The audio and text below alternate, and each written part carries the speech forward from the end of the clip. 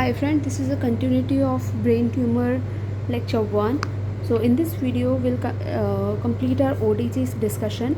So we were discussing about the ODG, that is 10% gliomas, most common site is frontal lobe, and genetic alteration is loss of heterozygosity on 19q and 1p. So the pathological changes we were discussing was Friedreich cytoplasm, chicken wire vasculature, microscopic calcification, and the most common symptom is seizure. Investigation of choice is MRI, but poor sensitivity for calcification. Calcification, remember, will diagnose on CT. The treatment would be surgical excision with chemotherapy.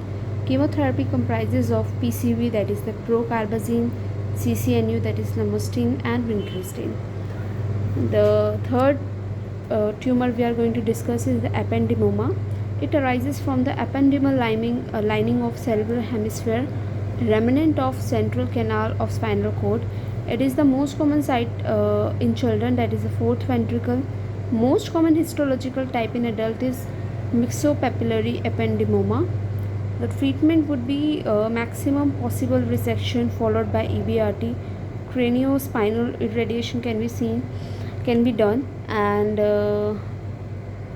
that's all. So remember, ependymoma arises from ependymal lining of the cerebral hemisphere, and the treatment would be maximum resection followed by EBRT. Then we have the medulloblastoma. It is important according to the our entrance examination, because there are multiple questions based on medulloblastoma.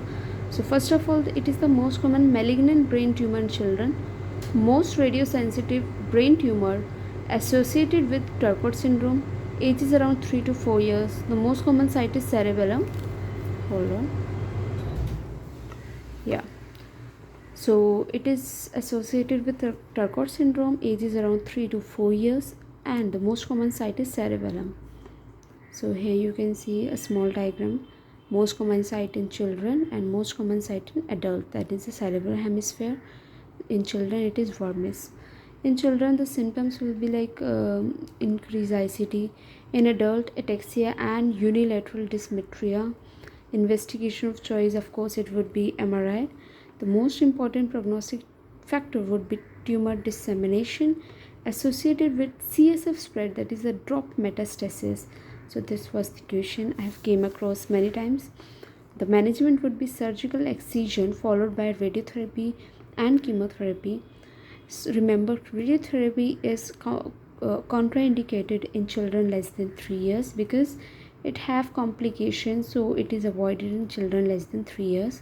And the chemotherapies are like carbamazine, vincristine, chemo for recurrence, also for children less than 3 years of age to avoid radiotherapy complication. So the next tumor we have is the meningioma.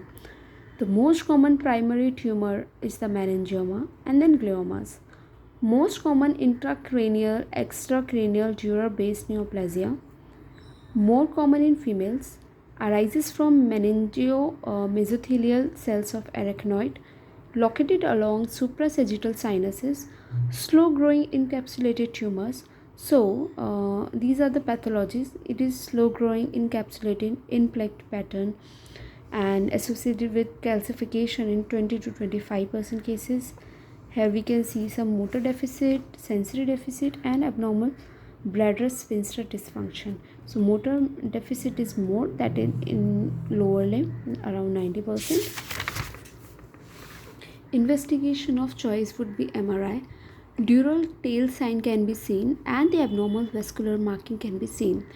In this, enlarged foramen spinosum can be there, increased ICT, bony exostosis, sundry specules, and the calcification is around 20 to 25%. Treatment would be surgical excision along with there is a grading known as Simpson grading used for meningioma resection. And as we have discussed earlier in our previous video, that is the most common suprasellar mass in children is craniopharyngioma, and the most common suprasellar mass in adult is pituitary adenoma. So thank you for listening me, and we'll discuss further tumors in our videos later on.